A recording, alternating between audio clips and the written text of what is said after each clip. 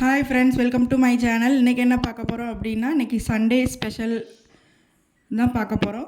Sunday எங்கள் வீட்டில் என்னென்ன பண்ணியிருந்தோன்னு பார்க்கலாம் வாங்க. ஃபஸ்ட்டு வந்து ஒயிட் ரைஸ் வச்சாச்சு. ஒயிட் ரைஸ் வச்சுட்டு நெக்ஸ்ட்டு பார்த்தீங்க அப்படின்னா வந்து சிக்கன் ஃப்ரை பண்ணியிருக்கு.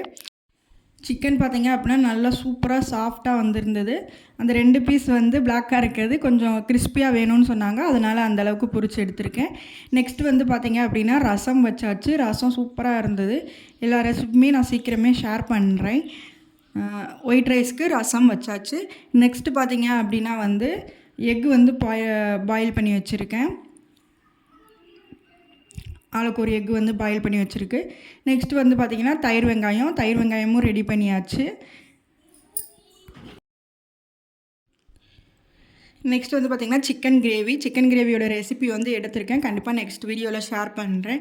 ரொம்பவுமே சூப்பராக வந்திருந்தது. இது வந்து நம்ம இப்போது மதியம் பிரியாணிக்கும் வச்சுக்கலாம், சாப்பாட்டுக்கும் வச்சுக்கலாம், ஒயிட் ரைஸுக்கும், அப்புறம் நைட்டு தோசைக்கும் வச்சுக்கலாம்.